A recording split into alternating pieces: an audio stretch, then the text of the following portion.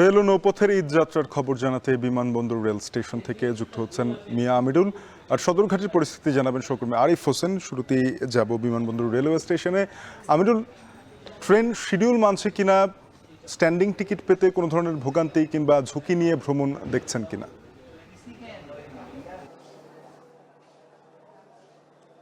শাপিন, আপনাকে আমি যেটি জানাতে চাই সেটি হচ্ছে এবারের যে ঈদ যাত্রা সেটি কিন্তু বেশ স্বস্তির মধ্য দিয়েই নগরবাসী তাদের যে নাড়ি টানে বাড়ি ফেরার যে বিষয় তারা কিন্তু সেটি করতে পারছেন।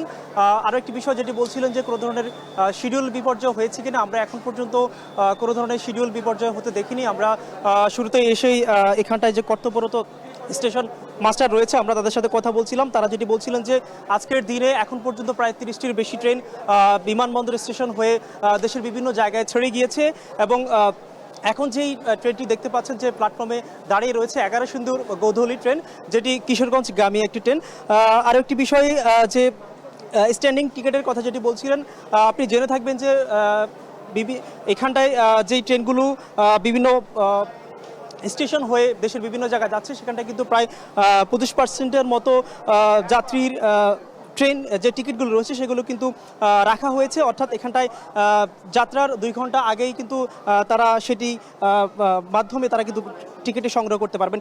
এছাড়া আরেকটি বিষয় যদি জানাতে চাই, এখানটায় যে ভ্রমণের যে অবস্থা সেটিকে কিন্তু নিরাপত্তার মধ্য দিয়ে যাতে মানুষ স্বাচ্ছন্দ্যের মধ্য দিয়ে তারা যাতায়াত করতে পারে তারই প্রেক্ষিতে কিন্তু 3 স্তরের নিরাপত্তা এখানটা রাখা হয়েছে এবং টিকিট ছাড়া কাউকে প্রবেশ করতে দেওয়া হচ্ছে না। আরও একটি বিষয় শাপিন, আপনি জেনে থাকবেন যে আজকে যেহেতু প্রায় 27 রোজা চলে গেল, হয়তোবা 2 থেকে 3 দিন পরেই ঈদ, তারই প্রেক্ষিতে কিন্তু বলা চলে নগরবাসী বেশ উচ্ছ্বাসের মধ্য দিয়ে তারা কিন্তু তাদের নাড়ি টানে বাড়ি ফেরার যে বিষয়, তারা যে আয়োজন তারা কিন্তু সেটি করছে। আমরা এখানটায় এসে কথা বলছিলাম বিভিন্ন যাত্রীদের সাথে, তারা যেটি বলছিলেন যে তারা কিন্তু বেশ স্বাচ্ছন্দ্যভাবে তারা কিন্তু তাদের যে ঈদ যাত্রা সেটি করতে পারছেন। শাপিন, এই ছিল আমার কাছে।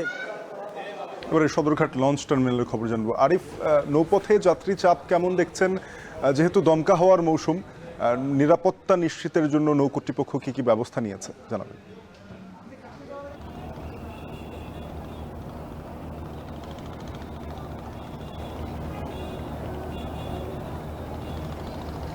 শাফিন, নিরাপত্তা নিশ্চিতের যে কথাগুলো বলছেন সে বিষয়ে আমরা দেখেছি উপচে পড়া ভিড়ের যে বিষয়টি, অর্থাৎ অতিরিক্ত যাত্রী হয়ে ভিন্ন ধরনের লঞ্চে ওঠা। কারণ আমরা সদরঘাটের আজকের যে পরিস্থিতি দেখছি অন্যান্য দিনে সেই ধরনের উপচে পড়া ভিড় কিন্তু ছিল না। আজকে একটি বাড়তি চাপ দেখেছি। শুক্রবার সকাল থেকেই বিকাল পর্যন্ত এই চাপটি ছিল। আমরা কর্তৃপক্ষের সাথে কথা বলেছি, তারা আমাদেরকে জানিয়েছেন আজকে ছুটির দিন হওয়ার কারণে সকালেই অনেকে বাড়ি ফিরছেন এবং বৃদ্ধ যারা রয়েছেন অথবা যারা লঞ্চে যেতে স্বাচ্ছন্দ্য বোধ করেন তাদের একটু অতিরিক্ত চাপ আজকের ছিল। সব কিছু মিলিয়ে এখন পর্যন্ত প্রায় 80টির মতো লঞ্চ বিভিন্ন গন্তব্য ছেড়ে গিয়েছে, এমনটা আমাদেরকে জানিয়েছে কর্তৃপক্ষ। আমরা মালিক পক্ষের সাথে কথা বলেছিলাম, তারা বলছেন বাড়তি ভাড়ার যে বিষয়টি তারা সেটি নিচ্ছেন না, সরকার নির্ধারিত যে ভাড়া রয়েছে তার চেয়ে কম ভাড়া নিচ্ছেন।